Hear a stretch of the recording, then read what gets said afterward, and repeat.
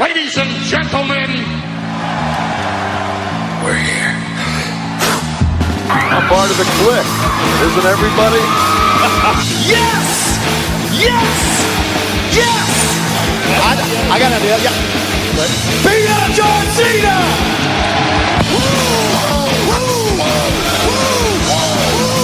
Give me a hell yeah! Oh, a little bit of the bubbly. Too sweet! Here goes the mother! This is where the power lies! I am the man. We need if we can survive! It's showtime, folks! The following episode is scheduled for one fall, and it is for your listening pleasure. This is In The Kliq.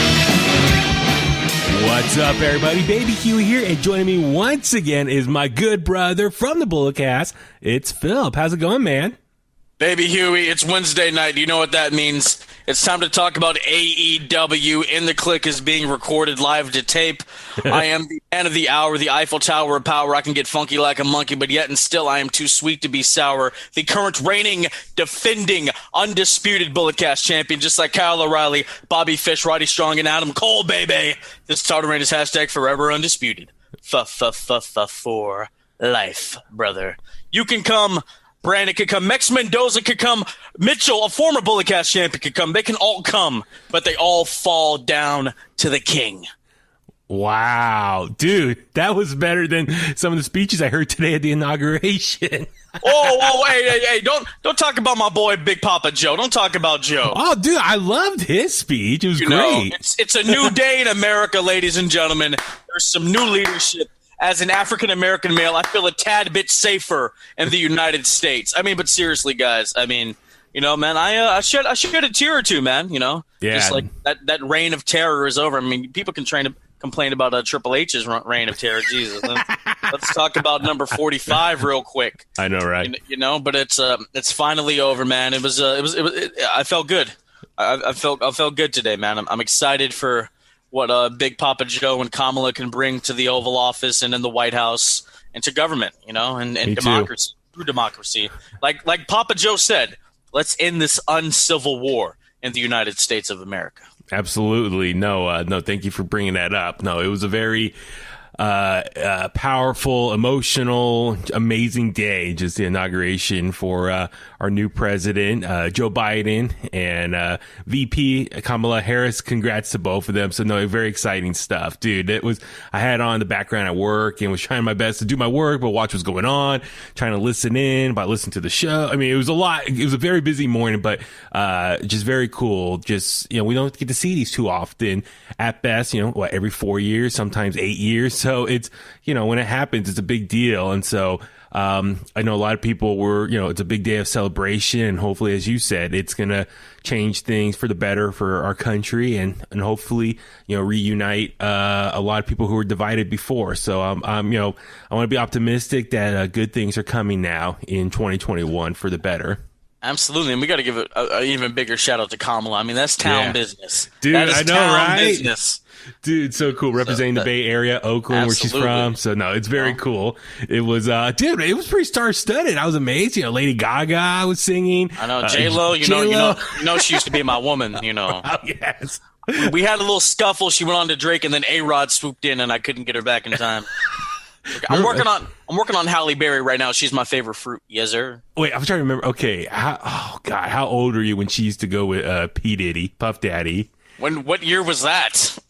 You don't even remember that? No, I remember it. I know she's dipped into the chocolate pond. I mean, me and P. Diddy. I'm trying to say that's like 2002. I'm like, maybe 5 or 6 years old, bro. That might be younger. That might have been like 2000 if I remember correctly. Oh, I'm 4 years old. Oh, yeah, man. Okay. I'm not even in kindergarten yet. That was high school for me. I remember all that very clearly.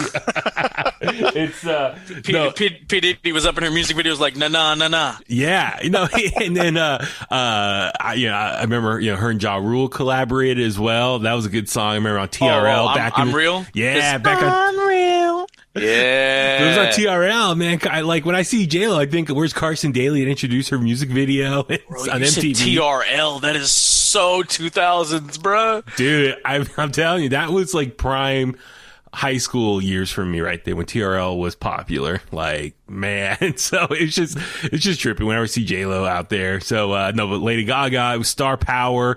And I missed it. I guess tonight was the big party, obviously, post celebration, whatever you want to call it. Justin Timberlake, Foo Fighters. Foo Fighters, hey, did they do Walk? Do we know? I don't know, but like, I missed it because I was watching AEW Dynamite and how much of a train wreck that show was. I feel like I should have been watching the music performances instead. Probably, we missed the inaugural dance. It's okay. It's all on YouTube now. Yeah, it's all on YouTube. Yeah. But no, but I'm with you. It's like I watched all the stuff this morning, loved it. It was great stuff, and I'm super happy for what's to come now with our government. But no, that's the thing. I was like, man, I'm watching a crappy episode of AEW Dynamite and I'm missing all these music performances and people talking about how great all these bands were. I was like, damn it. So, but that's what shows you Kliqsters out there. I put this podcast first. My own personal entertainment, TV watching. I put that to the side and make sure I watch the most recent episodes of all of our wrestling shows so we could do reviews for this podcast right here. Absolutely. Huey, we are people for the people. Committed. We are committed to this. This is a public service we are providing. Absolutely. Huey, you and I, we should run, bud. We should run. We got to wait till I'm 35, though, 2032. Is that what it? Okay. 2032. I've told my friends. I've told you. I'd love to be a senator for the great state of California. Nice. Yeah. Yeah. We have the governor. I'll be the fillinator. We don't know. We don't know what's going to happen, ladies and gentlemen. But I can tell you, if I ever get to the highest office in the land, I will promise to serve, protect, and defend the Constitution of the United States of America. I just realized you and I both wearing glasses right now. We look like the Dudley Boys. That could be our platform. Like, we could be like, hey, we do 3D. Look like the Dudleys. 3D. Be like, Pelosi, get the tables. Yeah. Oh, this is by great. that point, she would be old enough, like Mae Young, or no, actually, no, she's already older. How you gonna do my girl Nancy like that? Come on, Vlad. Come on, man. I'm kidding. But no, it's all in good fun. But no, it's man, a lot of stuff to talk about in the last few days in the world of pro wrestling, specifically with Impact Wrestling and AEW, and I'm lumping them together because, as we all know, there's been a lot of crossover between the two over the last 6-7 weeks now. So a lot has happened I want to talk about, but real quick, just want to remind all the Kliqsters, remember, subscribe to our podcast on Apple Podcasts, Spotify, Google Podcasts, Stitcher, YouTube, all the major podcast platforms. If we're missing one, please email me inthekliq@gmail.com. If you're an Apple Podcast listener, which the majority of our listeners are from there, but please go ahead and leave like a 5-star review, type out a comment, help spread the word, because that helps us with the algorithm. I'm just doing my part, man. Help us help you, help spread the words. That way we can, move on up in the rankings in the Apple Podcast world, the podcasting world that it is. And follow us on social media, Facebook, Twitter, Instagram. Click the link in the bio, get our merch from the Teespring store. Thank you to everyone who's been buying stuff already. So, but yeah, a lot of stuff to talk about, like I said. And there, you hold up that Bulletcast championship. Hey, man, I'm the champion. You have the world heavyweight champion on the show. This is what draws the numbers. That one right there. Exactly. This is what I was in Green Bray again today. I'm a traveling world's champion. Huey, 10 times the world's champion. It's a distinguished honor. It's like Flair said. Each and every time I had it, I loved it more and more. So, what would your response be to Ryback then? We talked about this last week, bro. Yeah, look, I heard you bring it up. So yeah, bro. Listen, bro. Like, championships, they are a true accomplishment. I mean, the dude was the Intercontinental Champion. That's one of the most prestigious titles in wrestling in general. Mm-hmm. I mean, when it comes to championships in wrestling, you do actually work for it. It's like a promotion. Yeah. Like, people take. I'm sure Drew. You've had him on the show multiple times. He takes that shit seriously. That Absolutely. world title. Yep. Nick Aldis. He takes that very seriously. Mm-hmm. When it comes to winning a championship in wrestling, it's an accomplishment. It's an achievement. It's like a Heisman. It's like a Super Bowl ring. It's it's like an NBA championship ring or trophy or a Stanley Cup, you know? Yeah, I know. Listen, we know pro wrestling, there's predetermined finishes, but there is some politicking that goes on in the background to determine these finishes.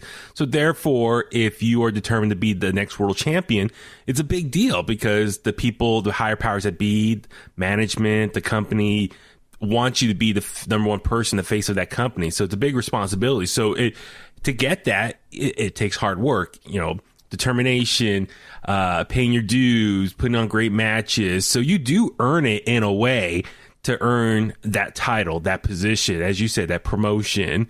So, and there's a lot of people who take that very seriously. So yeah, anyway, Ryback's comments, I don't have to spend too much time talking about it, but I don't know. He just sounds very salty and just sounds like a guy who's pissed off that he sounds like a guy that wanted to play with the prop. Yeah. That's what he sounds like. I mean, the opportunities he's getting are because of the world of wrestling, so I don't know why he would sour on him. You see Mark Henry's response? Hey, Mark Henry said he beat that ass. I know, dude. I love it. If you have a chance, Kliqsters, checking out his response. He called him out, and he says, what's he said? You're salty. No, your fist got sugar. Oh my God, I'm totally spacing. Bro, look, Mark Henry's theme song says it all. Like, you don't want none. Yeah. Like, when 3-6 Mafia does your theme song, that dude's nothing to play with. Let me see if I can find it real quick. Oh man, there's more follow-up on this. Let me see. Oh, he went on Busted Open Radio and said some more stuff. But anyway, he totally called out Ryback and said pretty much, shut up. Yeah, you owe everything to wrestling, and yeah, I'll tell you to your face and beat the S out of you. So I love Mark Henry. I think Mark Henry won over a lot more fans as well, just really defending the business. So, but anyway, I want to talk about first, Impact Wrestling. So, this past Saturday, this past Saturday was the big Hard to Kill pay-per-view event. It was an event that was definitely generating a lot of buzz for the last few weeks when it was announced Kenny Omega, the AEW World Champion, was going to be teaming up with the Good Brothers, the current Impact Tag Team Champions, Gallows and Anderson, taking on Rich Swann and the Motor City Machine Guns, Chris Sabian and Alex Shelley. But then last week, or a couple days before the pay-per-view, Alex Shelley was announced he couldn't be part of the show, and Moose was a last-minute replacement. But anyway, a lot of people were getting excited for this pay-per-view for once to Kenny Omega work another promotion outside of AEW here in America. So that was a big deal. And just, a lot of the great matchups and storylines they had going to this. And Philip, I know you didn't have a chance to watch it. I caught most of it on Saturday. It was just a busy weekend of doing other things, but I was able to catch most of it. And so I just want to kind of, touch on it real quick. Just, like I said, it was such a big deal. A lot of people were talking. I think it was very important to talk about it. And also there was a lot of fallout from it and some news that came out from this pay-per-view. And a lot of it is bleeding over into AEW Dynamite that we saw tonight as well. So, I just want to touch on it. So the opening pre-show match was Brian Myers, former WWE superstar Kurt Hawkins defeated Josh Alexander. Josh Alexander, one half of the North. Him and Ethan Page have broken up. Yeah. What? Yeah. Josh Alexander is a killer, man. I know. He is a walking shocked. weapon. I was shocked that he lost. I really thought Josh Alexander was going to get the win and kind of maybe start building up a new singles run for himself, because it looks like he's going to be in Impact for a while. Ethan Page's contract is up and he's on the way out, and he had some harsh words about Impact Wrestling, which I want to get into in a second. So anyway, I was shocked Josh Alexander lost, but anyway, that was on the pre-show. So, and then we saw some more of him fall out on Impact on Access TV this week. So anyway, I'm just, like I said, good for Brian Myers picking up a victory here. So, and in the opening match, we saw Decay, defeat Tennille Dashwood. It was an intergender match. Rosemary and Crazy Steve. Decay's still a thing? So they're back or got reunited for this pay-per-view. So, yeah. Tennille should have won. She's great. I love her. But have you seen my numbers? Absolutely. And then next up, we saw a six-man tag, Violent by Design, the new stable of Eric Young, Diener, and Joe Doring. They defeated Cousin Jake, Rhino, and Tommy Dreamer. It was an old-school six-man tag team match. Joe Doring? Joe Doring. Future GSW World Champion, baby. Oh, that's right. He's going to be competing on that against Hammerstone, right? Yeah. Dude, that would be cool, man. Doring's my pick because Hammerstone, he don't want none. With Joe Doring, man, he's been a dominant force in All Japan Pro Wrestling for years. Absolutely. So, but yeah, they got the big win there, so really establishing this heel faction.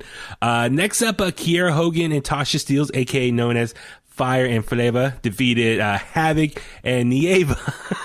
What, you like what say, Flava? Fire and Flava. Fire and Flava. Yes, Kiera Hogan, the only Hogan I actually like. Yes. So they won, and they're now they won the tournament. It was the finals for the Impact Knockouts Tag Team Champions. So they are now the champions. Congrats to them. I think a lot of people were praising this tournament, the crown, or when they brought back the Knockouts Tag Team Championships, they had this tournament, and a lot of people were praising how good it was. So the new tag champions, and they cut a promo afterwards. They put on social media. They called out Tony Khan and said, Tony, this is how you do a women's tag team tournament. Not like the one you did where you just give like participation awards in the form of medals. Dude, if you haven't seen it, you gotta watch it. They called out Tony Khan. So, yeah, man. So hopefully it's a work, just to get some, animosity between the two promotions. Kiera Hogan came for his head? Yeah, and Tasha Steelz, they both, Hey, they did have you seen the bust down challenge? We're like, yeah, have you seen the one with Tommy Dreamer in them? Well, he's in the background, right? He was like walking in there. If that's the one, and then he started dropping it like it's hot, bro. That's funny. I mean, there's been some good ones. Dakota Kai was funny. She was like ready to dance, and then Malcolm Bivens came in and says, "What are you looking at? You're not gonna look at that. Nah, come follow me. Look at me. We're gonna watch some Scooby Doo at WrestleMania." It's so and then the Mia Yim tried to do one, and then Keith Lee's like, "Nuh-uh, player. Nuh-uh. That's mine." Yes. It's like. The Mia Yim Keith Lee one was good, but the Dakota Kai one, I was laughing because Malcolm Bivens is like, what are you guys trying to look at? You're not looking at this. Come here, look at me. Come follow me. And he grabs the camera and says, look at me. We're going to watch Scooby-Doo laptop. It was so rad. If you have a chance to bring it up. Congrats to the Knockouts Tag Team Championship. So that's just cool. I think a lot of people have been praising Impact Wrestling. They really have. Arguably the second best women's division in all pro wrestling after maybe NXT and WWE. So, anyway, I'm excited for them to kind of defend those belts in the near future. And then, Ace Austin and Madman Fulton were in the ring, and a surprise, Matt Cardona, aka Zack Ryder, made an appearance. He came in, they wrestled, and Matt Cardona won by DQ. But so, dude, Matt Cardona, man, post WWE, let him go. He did like the 5 dates with AEW. Now he looks like he's in Impact Wrestling. I saw one thing online that says it's another like short-term deal. It's not like a long-term contract. It's by appearance, I think, as well. So I don't know, Philip. I mean, for you, I'm kind of curious from Matt Cardona. Maybe what's the strategy behind these short deals? Maybe because he was with WWE for so long and stuck under one contract for such a long period of time. I think he's probably at this point, it's like, let me do short-term deals. That way I have the freedom to keep doing what I want every few months. If that makes sense. I don't know. I guess, man. I mean, honestly, like, it's Zack Ryder. If this was 2011, this would be a big deal. But, it's 2021. He's 10 years too late. Go play with your toys. Exactly. Well, that's the thing. It's for Matt Cardona, Impact Wrestling is a great spot for him because think about it. AEW, the second biggest company in America right now, they're focusing on bringing up the young talent, people that they're grooming. Matt Cardona definitely, at this point, I don't know how much of a draw he would have with AEW, and they're focused on so much other people on their roster. Impact Wrestling is, I think, a much better spot for him because he can easily be a big fish in a much smaller pond and stand out there and have an impact, no pun intended. So if he, wants to do something long term there, I'm all for that. I think it's a great spot for him. Next up, Manic, aka TJP, defeated Chris Bay and Rohit Raju, friend of the Bullet Cast, by the way. A great triple threat for the X Division title. So Manic wins, so retains the title there. Deonna Purrazzo also retained the Knockouts Women's Championship against Taya Valkyrie by submission. Another great match. I mean, come on. Deanna Praza has been doing great stuff with her time at Impact so far. Taya Valkyrie, arguably, one of the greatest knockouts in Impact Wrestling TNA's history, with the longest reign ever, if I remember correctly. But I was going to say, Taya Valkyrie, so with that loss, the reports started coming out that her contract with Impact Wrestling is up. And I was going to save it a little bit for the Impact Acts, or talking about the TV show for this week. So it looks like they're written her off TV, and her future is up in the air right now. We'll talk about that more in a second. Next, we saw probably, I would say, the worst segment of the night. Ethan Page taking on his alter ego, Karate Man. It was their form of a cinematic match. It was pretty ridiculous. It was a super short video package. They looked like, obviously, in front of a green screen in these different scenarios. Really goofy, cheesy, and Karate Man won by ripping out Ethan Page's heart, murdered him, and walked off. So Ethan Page written off completely as being dead. So, and then the reports are his contract is up as well. So where's he going to go up next? But Philip, Ethan Page was really upset. He started shooting hard on Impact Wrestling after this pay-per-view. He went on the Wrestling Figure Podcast Facebook page, and you can read the comments online, but he wrote this big article and said that's not his vision, how he wanted that match to play out. He gave them the video, and Impact Wrestling is the one who edited it and made it look that bad. He just didn't like the outcome of it, how it looked. I mean, I get it from his standpoint. It's probably upsetting. I remember he filmed that way back in November, so I don't know why for like 2 months they've probably been sitting on this, and the way it was edited and it came out the way it was. I guess Ethan Page wanted to see the final product, but Impact didn't let him look at it, so he didn't get a chance, I guess, to edit it or give his viewpoints on it. I understand from his standpoint, he's upset that he didn't get probably the proper send-off he wanted to leave Impact. But at the same time, Impact Wrestling is in charge, and they know he's on his way out, so they probably like, we're going to have control of this narrative here. So I can see both sides in this. But anyway, Ethan Page, looks like he's done. The North is broken up. The question is, where is he going to go next? I don't know. For Ethan Page, do you know much about his work, or you've been following him much at all? Or, any ideas where he might be the best fit for him? I started following him a little bit when he was tag champs with Cody at some promotion, I think in Canada. Oh, yeah, back when Cody was breaking out on the Indies. Hey man, there's a company in Orlando that they'll take you in. If not, there's a company in Jacksonville that'll take you in. That's interesting. So like, actually, MLW.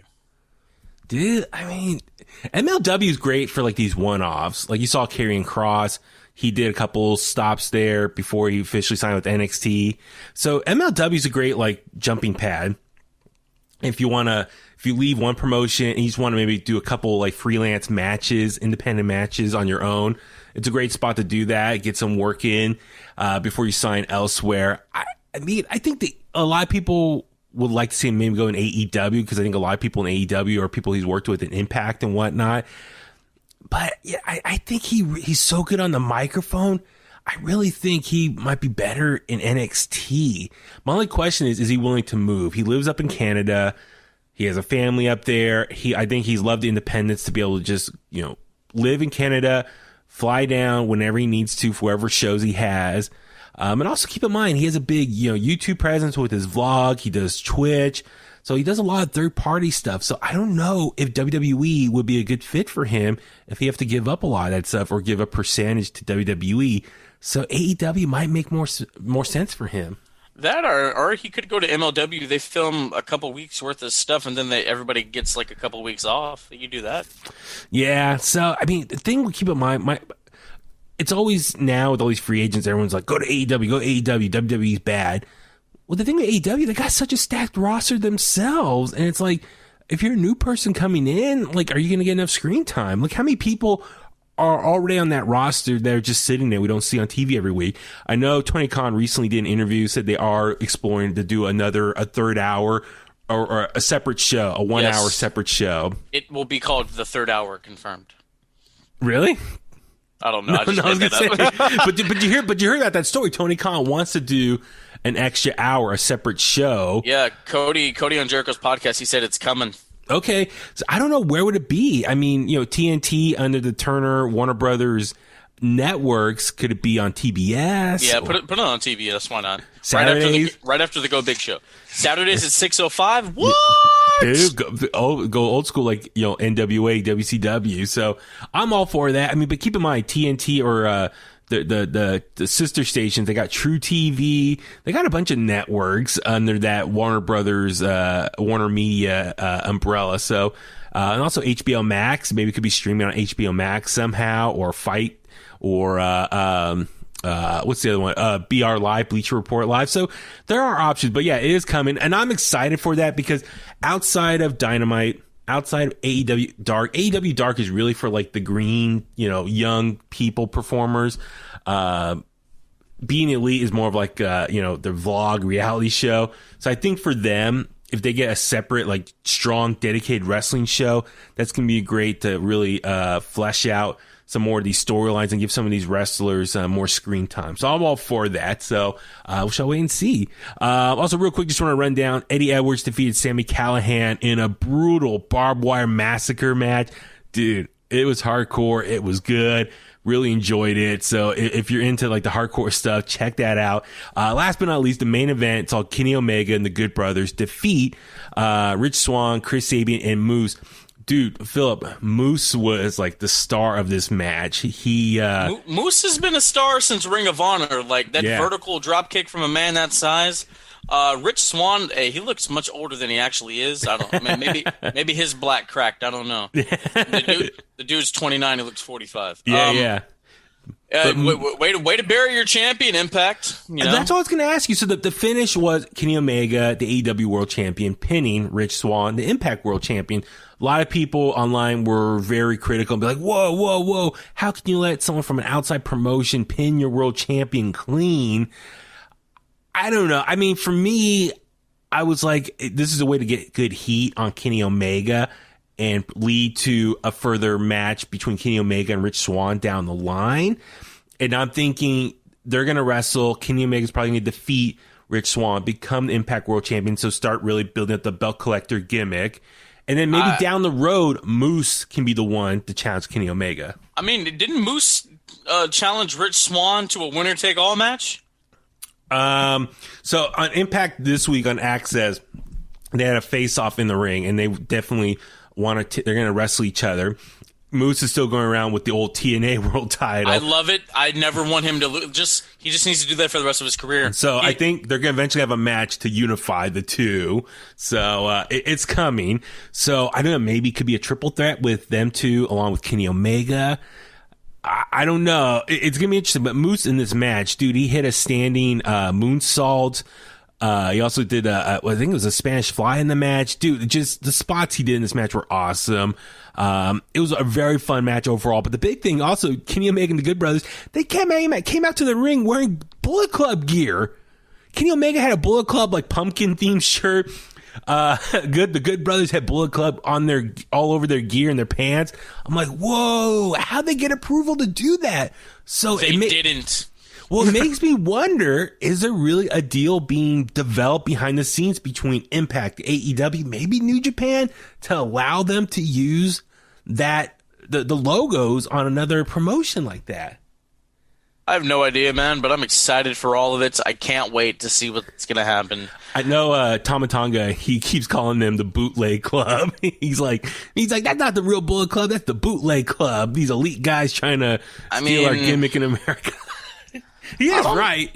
I don't know. You got Carl. He was an originator of it. You got Gallows. Yeah. As much as I don't like Kenny, that was one of my favorite eras of the BC. Yeah. The star power of the Bullet Club are no longer in Japan. They're all in America now. You think about it. Kenny Omega, Cody, all the elite guys, even the guys in WWE, Finn Balor, AJ Styles, Adam Cole, like all the big names from the Bullet Club in the last 5 years are all in WWE or AEW now. So it really shows that Bullet Club has really just taken over all the wrestling world right now. But no, like I said, great main event to Hard to Kill. And it makes you wonder, man, if Bullet Club is being seen on other promotions, is something in the works. So we shall wait and see. But also I want to touch on Access TV this week, Impact show. It was a lot of fun. there was a lot that happened. This was the fallout episode, obviously, from Hard to Kill.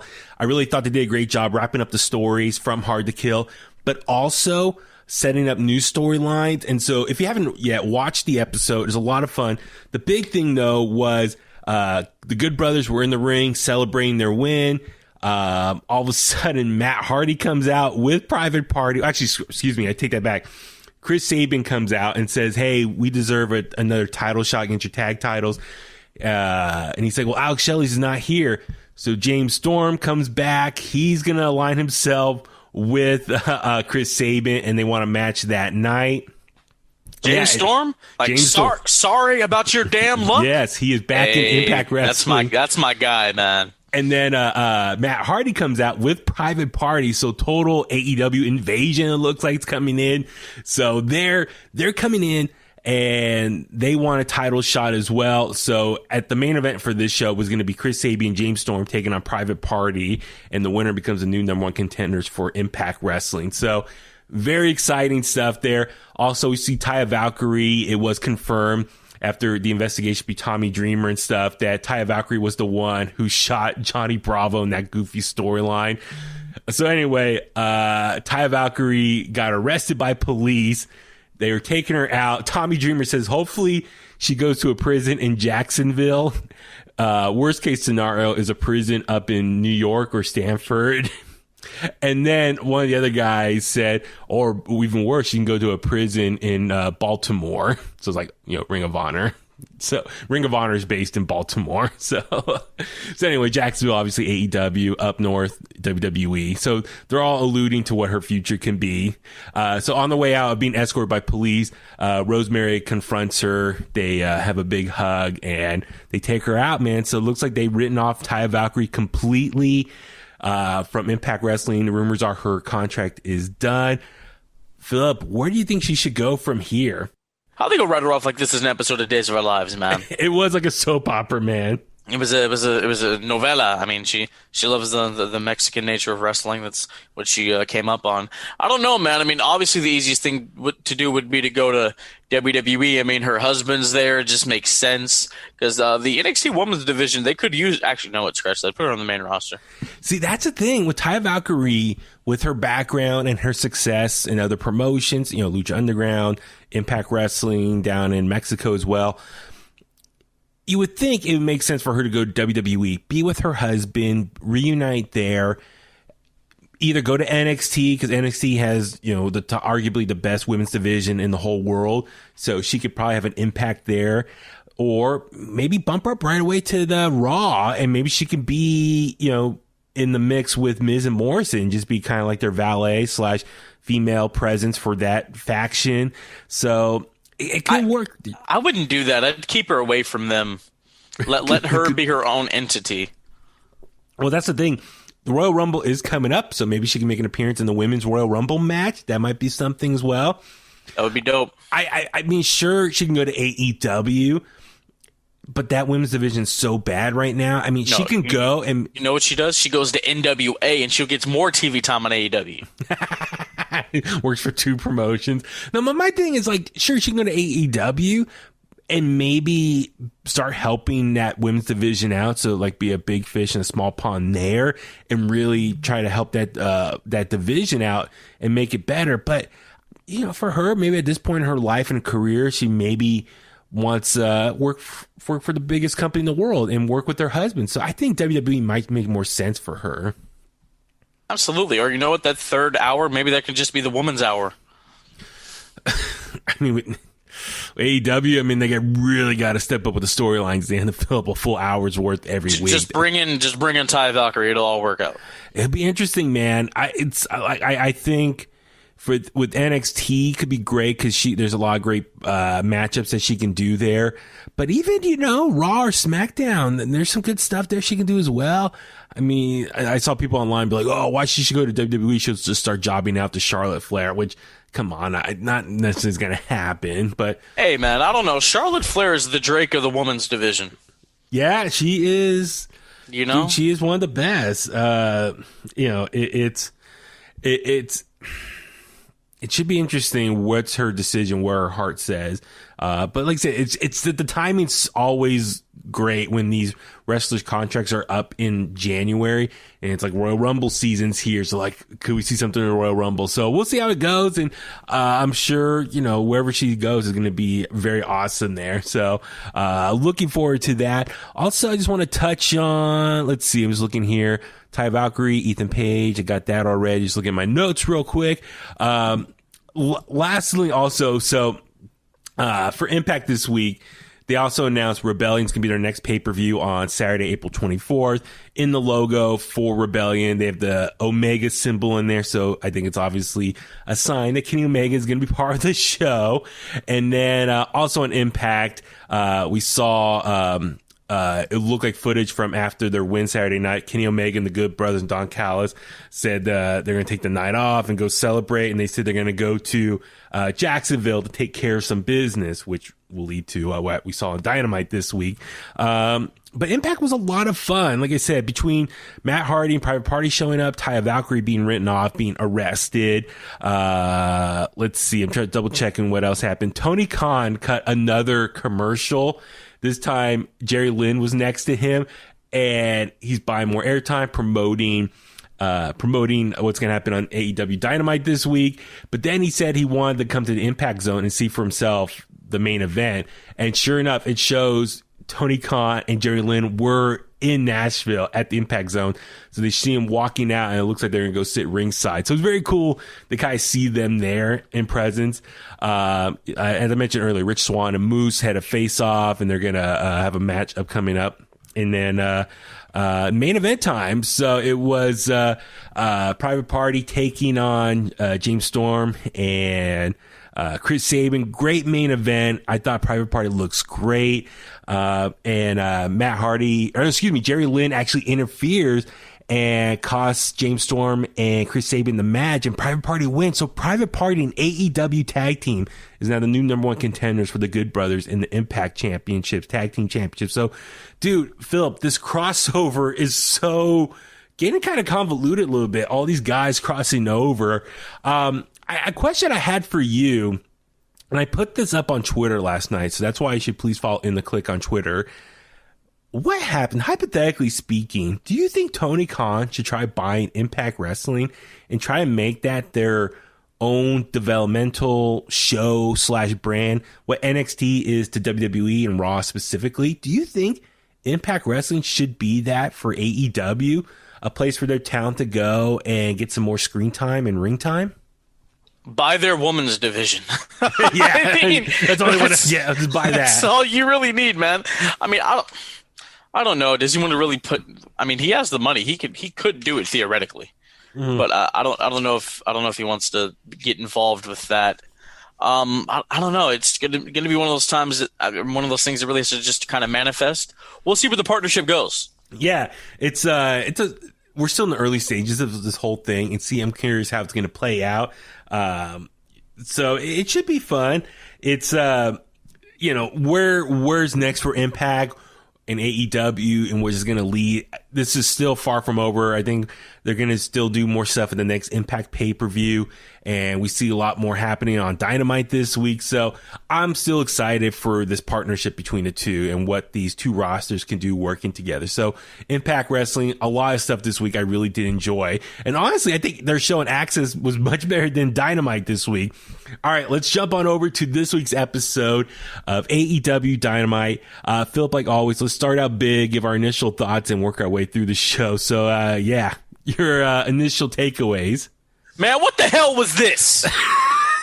What in the world was this? I mean, Sting coming out there. Oh, I'm just gonna talk. I'm not gonna hit anybody with a bat today. Yeah. Old ass. Like, man, like, really, I'm kind of upset, man.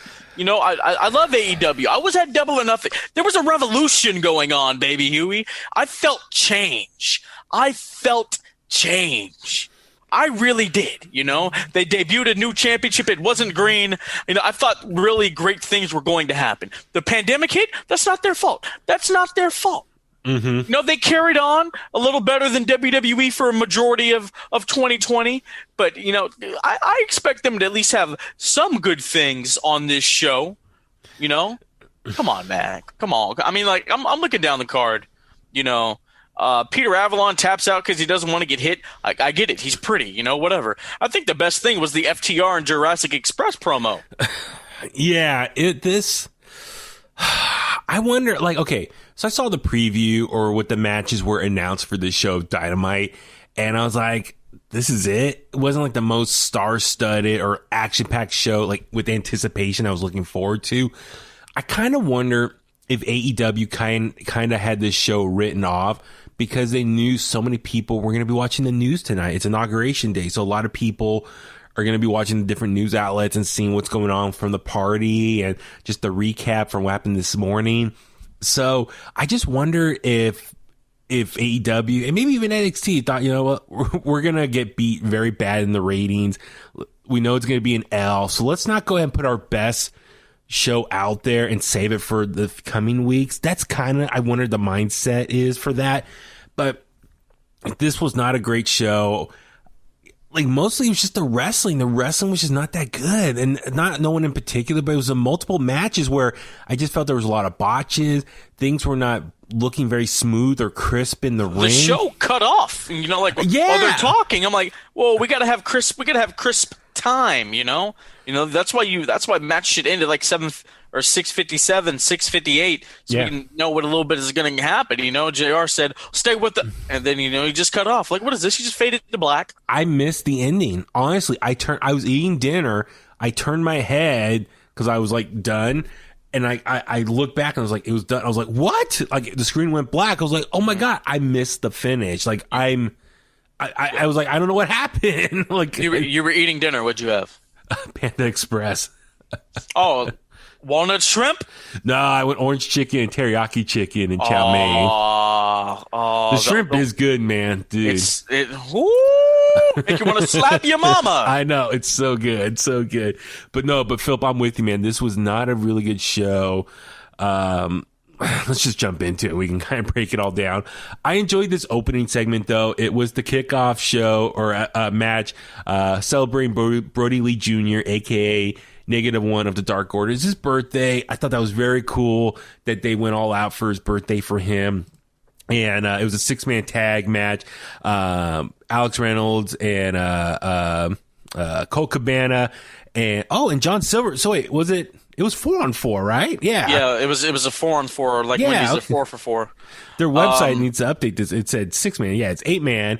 But yeah, Hangman Adam Page, Dark Order, and taking on Angelico, Jack Evans, and the Chaos Project, Luther and Serpentico. Yeah. I liked it was okay. It was okay. The match was okay, but I mean, I like the beginning where Luther comes out. He's talking to -1, and I like that -1 get involved in this and was like talking back to him. So they really made -1 part of the show. I thought that was really cute and was really fun for him for his birthday. They had the birthday cake out there. The match itself was okay. Hangman Adam Page. Great, you know, I flip off the top ropes to the people outside, but I think from that point on, he looked really tired. He looked gassed as far as there were some other spots where like he couldn't lift up the guys and he looked really tired. So, like I said, that's an example where like things start getting kind of botchy in this match a little bit. I did like the finish where it was the oh my God. Let's see. Page hit the buckshot with Reynolds there to grab the German suplex combo and then the pin on Serpentico. The finish was clean. I did like that. I like that. But the big thing was after the match, match was done. They asked Hangman Adam Page if he wanted to join the Dark Order. And he said, I can't. I can't. He says, I don't want to be part of a group again right now. And then during that, in the background, you see the other members of Dark Order. They had the big celebration sign ready. He said yes. And they were like telling people to go away. And then Hangman, you know, looks sad again, grabbed a bottle of Jack Daniel's whiskey and walked off. No, but did you notice he exited through the heel side? Yeah. So I don't know, man. What do you think about, I mean, Dark Order, you know, with the unfortunate passing of Brody Lee, Dark Order's been being booked as a baby face now. So it's safe to say, based on their presentation, the way they act in the ring, they are total baby faces now. But what do you think about Hangman Adam Page rejecting them and doesn't want to be part of a team again? he wants to do his own thing. I understand that, man. I mean, he was doing his own thing in Ring of Honor, wasn't really working out. He joins Bullet Club and he becomes elite and, leaves Bullet Club with the elite, leaves the elite, gets kicked out. He wants to find himself. That's fine. I'm okay with that. I can't wait to see what happens. And I'm all for him being by himself. I think I've said this before. I really think he could be like the Stone Cold of this division of AEW, like the badass lone wolf who goes around kicking ass. I want to see more of that again, so maybe we'll get more of that. But so yeah, I'm curious what's the fallout from his decision. What's Dark Order going to do in retaliation for that, kind of almost being embarrassed on live TV? So it'll be interesting. Next up, we saw Alex Marvez backstage with MJF and Chris Jericho, talking about the main event for the show. It's just teasing the main event. It is what it is. Next up, the segment I'm with you was a little just boring. A little bit of a disappointment. It was Tony Schiavone introducing TNT champion Darby Allin, and then Sting. Dude, they bring Sting out there, hands on the microphone. He congratulates Darby Allin for winning his match last week against Brian Cage to retain the championship. And that was it. And then we see a video package of Team Taz in the back calling them out, and they want, payback, and they want to take it to the streets, and Darby Allin accepts the challenge and says, be careful what you wish for. Oh, man. Hey, them saying they want to take it to the streets was probably my favorite thing of the show. You want to take it to the streets? I grew up in the streets. I'm from the streets. Yeah. Well, come on, Taz. We all know you belong to the streets. My thing is, it's like, okay, Sting, and we talked about this the last couple of weeks, they keep bringing about every week for these quick little segments. He doesn't do much. He doesn't say much. And we're barely learning what his motivation is. The only thing I've been able to gather is, okay, he's like a mentor for Darby Allin, but hasn't really done much. And they keep bringing him out every week for a pop that's like, okay, I'm already getting kind of burnt out on Sting, because now I'm at the point where they tease Sting is going to be on the show. I'm at the point where it's like, I'm not super excited to see Sting anymore, because we know he's just going to come out, say a few words, and then get interrupted. So I'm like, you got to give me more, or don't show Sting as much. Maybe once every other week, or if you're going to bring him on every week, make it impactful, make it worth my time.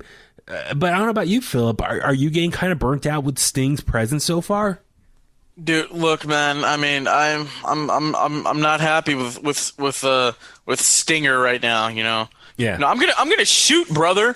I'm not happy with you, Steve. I'm not happy at all. You know what? You come out here with your bat. Look, this is all he does. This is why we need to do video. Comes out here with his bat. He points it. All right, you good? All right, man. He just walks back to the back. I'm sick of it, Yeah. And taking it to the streets, I guarantee you, Steve, I guarantee you've never been to the streets a day in your life. Okay, Exactly. All right? So I guess we're gonna have some kind of street fight, some kind of cinematic match. That way we protect Steve.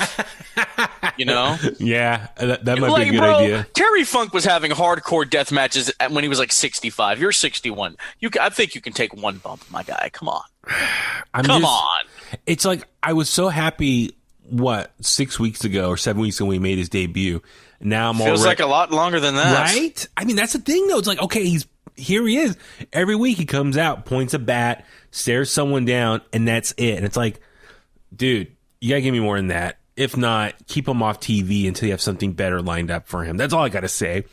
All right, next up, a match that, oh man, I was super bummed about. It just not that good. So, American Nightmare, Cody Rhodes taking on Pretty Peter Avalon. Dude, this match was just not that good. Peter Avalon, I know he's mostly on Dark a lot, and I think he does some behind the scenes stuff for AEW, but dude, this match was just not that good. Is he no longer the librarian? We're done with that. So, yeah, that's the thing. For anyone who maybe doesn't remember him, he was the librarian, year and a half ago. But he kind of changed it. From what I've been able to gather, he's changed his gimmick to Pretty Peter Avalon, almost like a wannabe ravishing Rick Rude. But since he's much smaller and skinnier, it kind of makes it that much more funny, campy look to it. But dude, this match is just they couldn't get like into a good groove. Even the finish itself. But even Jay Cargill came out and stared down Cody and distracted him while Peter came up and gave him a low blow. Philip, like my thing is like, where are we going with this Jay Cargill storyline with Cody Rhodes? Jay can't take on Brandy now because Brandy's pregnant. I doubt Shaq is going to come and actually wrestle Cody just because now NBA season's here, NBA on TNT. He's busy with that. So what's going to lead to between Jade and Cody? I just feel like it's just kind of an odd story that seems kind of, I don't know what direction they're trying to go with. So we can do a couple things. Brandy could wrestle. Paige's mom wrestled when she was 7 months pregnant. We could do that. Shaq coming on to TNT. No, it's a nice little, or AEW. It's a nice little crossover for TNT and basketball, whatever. Do I want to see him have a match? Oh God, no! Jesus, no! Hell no! Let's do Cody versus Jade. Let's do that. I mean, she is in really tip top shape. She looks phenomenal. I'm sorry, AJ, but she's in peak.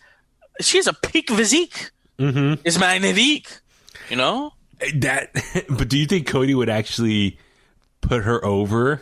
Like, I mean, I don't know how can that end in a way that's beneficial for both parties involved in that match. She can look dominant as hell, but my man Codester gets the win. No, let's not do that. I take that back. There's gonna be too many problems. Let's not do that. Yeah. Let's not do that. It's anyway, you have to find somebody that's worthy to face her. Yeah. But then the finish, so she walks off. Cody and Peter go at it a little bit more. Cody locks Peter into a figure 4 leg lock. Avalon wasn't able to reverse it, so Cody turned it back around and threatened to slap Pretty Peter in the face, and Avalon tapped out before Cody can do it because, he didn't want to get hit in the face. So a really just bad finish. You could tell Cody's body language. He probably knew this wasn't a good match. So, the less that we talk about this, probably for the better. So it's over with. I even when they announced this match, I was like, why is Cody taking on this guy? It's such a random matchup. I feel like this guy's way below Cody's league as far as where Cody's placed in the company. It's like, what's the point of this? If anything, it looked like it was just to kind of get Jade involved more into Cody's storyline or in, caught up in his matches. Anyway, I'm just kind of frustrated. It's like, where's this going of any sort of value? Next up, we saw a backstage segment with FTR, Tully Blanchard. Jurassic Express comes in to interrupt them, and Jungle Boy, dude, I give him credit. He took control of this situation and was doing the majority of the talking, and says he could take on any one of the FTR guys. So Dax Harwood agrees to a match with them next week. I'm actually kind of happy because Jungle Boy, Jack Perry, Philip, we don't see him talk a lot. Usually Luchasaurus or Marco Stunt does the majority of the talking. So for Jack Perry, I mean, I know they have big plans for Jungle Boy. Like, I think everyone likes him and see big things with him long term. I think for the time being, Jurassic Express is good for him just to be part of a faction, let people get comfortable with him in the ring, get used to knowing him.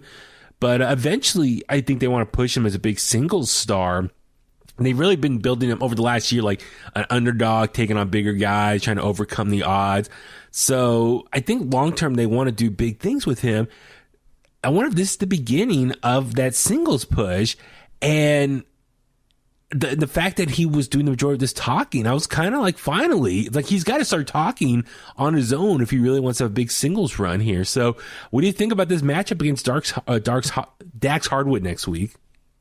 I think it's going to be very good. I don't know who should win though. That's my thing. I could see, I mean, okay, they beat up Marco Stunt pretty easily, so I can maybe, I hope it's not maybe 50-50 booking, but I would think Dax should win. But I think Jungle Boy comes pretty damn close, but he doesn't get the job done. Exactly. So, and then maybe it leads to a tag match at some point. Next up, Jon Moxley made his big AEW Dynamite return after first time back on in the ring since he lost the title to Kenny Omega at Winter is Coming. He wrestled Nick Commando? Nick Camarata. Camarato! Dude, that guy, like, if you follow Kip Sabian and Sammy Guevara, they have a YouTube channel together, and he was the latest guest this week. They're having some fun with him. He's mostly on AEW Dark. I like his look. He has that old school, like, big hairy dude, like, from the old territory days. I like his look. He's like that old school, like, monster looking. I hope AEW keeps him around for other stuff. But seeing him, I was like, okay, is this going to be like a squash match for Jon Moxley? But dude, I was kind of surprised. Nick got a lot of offense in. So I don't know, man. I was kind of a little bit taken back. I was like, Jon Moxley, I know he's been out of the ring for 6 weeks on Dynamite. But it's like, okay, you're the former world champion and you're letting this jabroni get a lot of offense in. That really kind of turned me off a little bit. It's like, I thought Moxley was going to win in more dominant fashion. Honestly, I thought the bell was going to ring and he was just going to drop him with a paradigm shift. I'm sorry. Exactly. So I was really surprised how much offense Nick got in on Moxley. And so I don't know, man. Like, I don't think it's such a strong look from Moxley. It's like, you want to rebuild him up and maybe get that rematch against Kenny Omega at Revolution, if that's what the plan is, just hypothetically speaking. You got to make him look a little more dominant. And so this first match back, not a good look, man, for Moxley's sake. That's all I'm going to say. Next, we saw Dasha backstage with Eddie Kingston along with Butcher and the Blade and Bunny. And then we're talking about his match next week against Lance Archer. Lance Archer comes in and they have a little back and forth. Jake the Snake gets in his face. So it's just building up some, heat for their match next week. So who do you think's going to win that one? Bro, could we just see, I don't even care who wins. Could I just see Jake Roberts drop a DDT? I want him to so bad. Just like Arn can still drop a spine buster, but just give me one, bro. That's all I need. I know. All I need love is that one. Too. Yeah, all I know, man. I know, but I'd love to see that as well. Let's see, a couple more things for the match. So, for the show wrapped up, we see Alex Marvez, talking to Kenny Omega about, what happened earlier in the day. Oh, that's what we got to mention. So there was that, video, looked like the Young Bucks went to Kenny Omega's house. Alex Marvez is a stalker at this point. Like, it's not even paparazzi. He is a full-blown stalker. He just happened to be at Kenny Omega's house with a camera. Like, what were they doing? What were they doing? I think, they want him to be like their Mean Gene, but he's taken it to a whole new level as far as paparazzi style, trying to follow AEW's talent outside of Daly's place.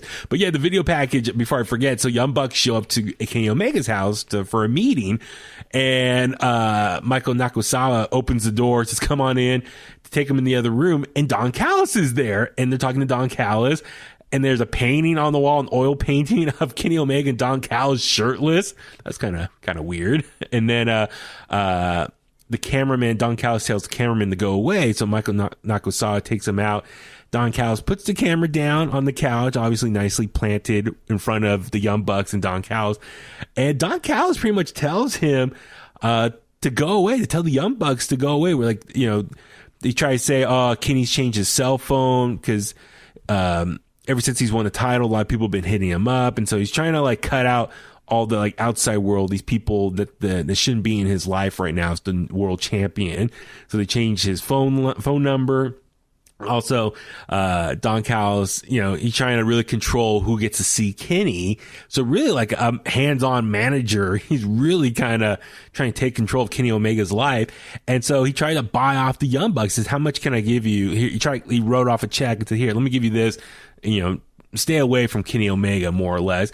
And the Young Bucks are like, dude, we made this last week, this amount. And they're like, okay, I know you guys sell a lot of merch. Let me give you this check. So what do you think about that whole segment of Don Callis, very much heel-like, trying to be the evil manager and control who gets to see Kenny Omega and try to buy off the Young Bucks from seeing him? I don't know, man. I actually kind of like that. Maybe I need to hit up Don Callis. Too many people have access to me. Cut them all off. It's not all of them, just those that are in my inner circle. See what I did there? Yeah, I see what you did there. Yeah. I thought it was different. And then what happened to his face? Because we see later on in the night. So that's what it was. So we see Alex Marvez with Kenny Omega, and they're talking about early today in the video, and they're walking, and they see Don Callis. Don Callis, he has the sunglasses on, and Kenny knows that Don Callis has a black eye, and he's like, who did this? We'll get them. And he's like, and he said, oh, it's the Young Bucks. They did this to me. He's like, what? So, Young Bucks were mad earlier in the day saying, hey, you told us we're going to be in the match with Kenny, but yet the Good Brothers come out. And now it makes you wonder, Don Callis as the invisible hand, the master puppets, the puppeteer here, he's really trying to control the narrative. And I think he's trying to brainwash or set up Kenny and make him think, if I had to guess, the black eye is maybe fake and trying to create the impression that the Young Bucks beat him up, but really just he's lying. So that way he's manipulating Kenny and make him think that he should not distance himself from the Young Bucks and focus on being with the Good Brothers. So I think ultimately that's what's happening here. So yeah, we'll see how this plays out. Next up, we saw Matt Hardy and Private Party taking on Matt Sydal and Top Flight. Good match here. It was a lot of high flying here, both two young tag teams. I think towards the end, it started getting a little, especially Top Flight, things were not hitting crisp, like I mentioned earlier, a little botchy, not completely smooth. But towards the end, we see Private Party use a chair to get the victory. And then afterwards, Top Flight were confronting them, and Private Party got in their face and started beating the crap out of them after the bell, after Private Party wins. So, and they started feeding them to Matt Hardy to hit his finisher on them. So, is Private Party full blown heel now? I've talked to Isaiah Cassidy. They are heel confirmed. Man, I don't know. How do you feel about this? I mean, part of me think it's kind of cool because then it can kind of give them a little bit of an edge now. I mean, their gimmick is already kind of healers. Like, you have a VIP section. I can't come in. You got that nice Grey Goose and cranberry. You're getting Lucy with the Goosey, and I can't come have a nice drink. No, absolutely not. Yeah. I hear what you're saying, man. So, I want to give the benefit of the doubt that this heel turn be good for them, just because, like I mentioned this before, you got Top Flight, you got the Acclaim, you got a lot of other young tag teams coming in, and Private Party were there first over a year ago. I think this will be good to kind of freshen up their characters a little bit and maybe make them stand out again, especially, now they have the storyline over in Impact Wrestling. So I think this would be great for them getting crossover appeal over on Impact and AEW audience. Put both titles on them. Dude, that would be pretty sweet. Too sweet. Yeah. So it'd be cool, man. Next up, we saw Layla Hirsch take on Penelope Ford. It was supposed to be Nyla Rose, but Nyla Rose is quarantined because she was in contact with someone who had COVID. This match was... like, I felt like the first half of this match, they were on the same page. They were trying to, like, figure out what to do, and they both were not miscommunicating. Just was not very smooth. Layla Hirsch, I like her. She has spunk. There's something about her. She could have it. Yeah. But Miro was a part of this segment, so I don't care. So ultimately, Penelope Ford gets the win after who was it? Kip Sabian, right? Yeah, held down Layla's ankle and got the win. We also saw, as you said, Miro come out there with Kip Sabian. Also, Miro's new young boy / butler, Charles Taylor, a.k.a. Chuck Taylor from The Best Friends. Orange Cassidy was sitting in the crowd, just, observing of his former best friend or current best friend, whatever you want to call it. Anyway, Miro gets on the microphone. I like what he said. He told Layla Hirsch, get out of the ring, get out. And the crowd started booing. He's like, don't boo me. But I thought that was pretty funny. He was like telling her, get out. But, he made Charles Taylor grab the microphone and tell Orange Cassidy that Miro is his new best friend. And he did it reluctantly. So it looks like, we're going to be seeing more. I would like to see more vignettes. Like, okay, it's cool seeing him come out to the ring in a butler suit. But I want to see more vignettes, like a day of them working together. So maybe like next week's episode, like vignettes of them, like, throughout the episode of Dynamite next week of like, oh, let's go to the grocery store and make him do all these different errands and really, sell the young boy aspect of it. So then Miro could be like, put your mask on. Yeah. So imbecile. Okay, come in ringside's one thing. This is just one segment, but give me some vignettes of Miro putting Charles Taylor to work as a young boy / butler. I don't know if I want to see that much Miro. If Penelope Ford's in them, then it'll make it somewhat better. Yeah. Dude, if they play her cards right, she could be like the Trish Stratus of the AEW's women's division. Right? I mean, I think she could really be the face of that women's division if she gets more time to grow. I really think she can be a star for them. Absolutely. I mean, she's so bad. So bad. And then we cut backstage to the Good Brothers beating up Penta El Zero Miedo. I was like, whoa. So I think that's part of the business that they remember on Impact. They said we got some business in Jacksonville we need to take care of. And this is it, being a Penta, I was going to say Pentagon, but Penta El Zero Miedo. So they're beating him up. And right before during the main event, we see the announcement that next week's going to be Moxley, Pog, and Pentagon taking on the Good Brothers and Kenny Omega next week. So, or no, excuse me, that's going to be the main event for the Beach Batch, I think it is. But anyway, dude, I'm looking forward to that. It's going to be a great matchup. All right, main event time. So it's the battle of all of Inner Circle. We see, Chris Jericho and MJF taking on Sammy Guevara and Jake Hager, and also Santana Ortiz. Like before the match, they had Sammy Hagar cut a little video. So Philip, you got to see Sammy Hagar, which is reference to the joke last week when Sammy Guevara says it's gonna be me and Hager, Sammy and Hager, Sammy and Hager, and Chris Jericho says you're gonna be Sammy Hager. And he's like, who's that? And he says, never mind. So references Sammy Hagar, the Red Rocker. So you got to see the video of him. That was very cool. They cut a little video and got Sammy Hagar on the show this week. And so that was very cool. But yeah, what you think of this main event here? Well, cut off quick. Well, I mean, you kind of going into it, you kind of knew that Le Champion, our good buddy Chris Jericho, and Maxwell Jacob Friedman would win this. So what happens to Proud and Powerful now, man? What happens to Sammy Hagar? I don't know, man. It's so we see MJF roll up Sammy for the victory. I was gonna say Sammy Guevara, dude, this match he was working like a baby face as far as the high flying and just his work, the work ethic he was putting into this match, kind of going nonstop. It was pretty incredible. And even earlier tonight when MJF went into the locker room to talk to the rest of the guys at Inner Circle and says, listen, I know we don't want to do this, but we got to do it because Chris said so. Do you think MJF is trying to persuade the other guys at Inner Circle to turn on Chris Jericho? I don't know. That'd be interesting. Could we have a babyface Chris Jericho? Like, yeah. Could he be the Lionheart in 2021? See, that's what I'm wondering. It's like, could MJF turn the Inner Circle against Chris Jericho? Chris Jericho goes babyface. Sammy Guevara also leaves and goes babyface as well. And then MJF keeps the rest of the members for himself. I don't know. That's going to be really interesting. But this match, it looked like they were pressed for time. I just noticed at the very end, they were kind of like getting a lot of spots in. And then, yeah, like I said, I turned my head and I didn't see the roll up from MJF rolling up Sammy Guevara. I just saw that they won.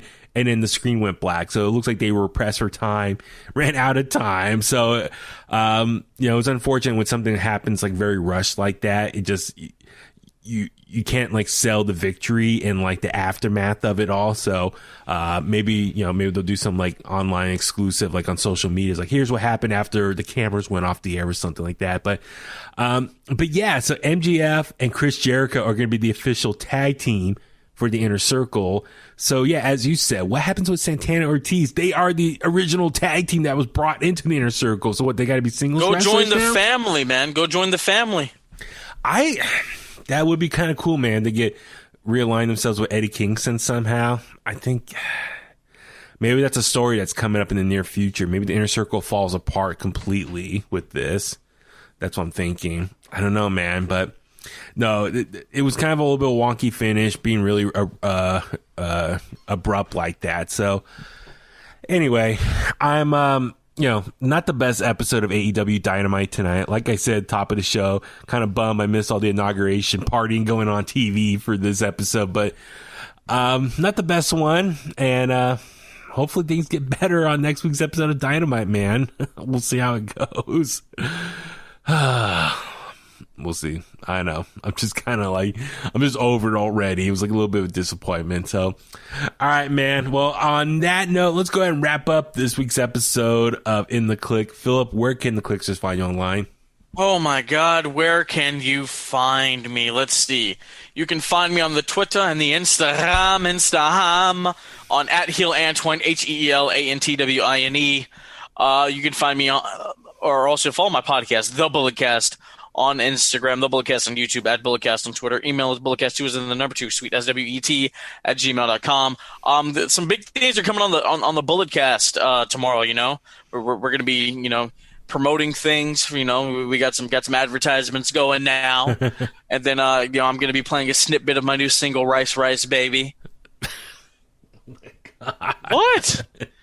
Yeah, Huey, I told you off air I was trying to make this album. Oh yeah. I mean, stop, marinate, and listen. Rice is back with a brand new glisten. Oh Something my God. grabs a hold of me tightly, float like a rice cooker daily and nightly. Will it ever stop? Yo, I don't know. That's just a little. That's just a little bit. That's just a little bit. Nice. They call me the Mike Messiah because I'm witty, like my boy Hoodie. I'm not a singer. I just rap pretty. Yes, sir. Yes, sir. Is your friend still in the room? Yes, he is. He's Please looking at me. Tell him to take you out again. You can't tell the people what happens when the camera stops rolling, Huey. Oh my God. Oh man, it's gonna be great though. Anything else? Anything else you need to promote? I can't remember now. I'm the greatest sports recreational podcast in the world because I'm the Bulletcast champion. Diamonds are forever. So was the microphone Messiah. And I'm Baby Huey. Follow me on Facebook @Baby Huey Official, Twitter and Instagram @Baby Huey83. Like I said at the top of the show, please subscribe or follow In The Kliq on Facebook, Twitter, and Instagram as well. Subscribe to us on YouTube, all of our latest episodes. So I've been trying to do is post the full episodes, but also individual segments as well. So you can pick and choose. If you want to listen to the whole thing, great. If you want to listen to specific things that we cover on the show, great. It's there as well, from like clickbait news to Raw, SmackDown, NXT, AEW. It's all there. So please check it out. Hit that subscribe button as well. And subscribe to us on Apple Podcasts. Leave a 5-star rating. Leave a review as well. Spotify, Google Podcasts, Stitcher. We're all over the place. InTheKliq@gmail.com. A lot of stuff coming up in the work. So please subscribe. So that way you'll get the first notification when new things are dropped and released day of. So we appreciate all the continuous support. Buy the merch over on Teespring store as well. Thank you to everyone who's been buying t-shirts so far of In The Kliq. You guys look fabulous wearing all that merch. If you do get something, please wear it, post it, take a photo of yourself or video, share it on social media, tag us @In The Kliq, and I'll share it or retweet it as well. And on that note, let's go home, and that's the bottom line because Huey said so.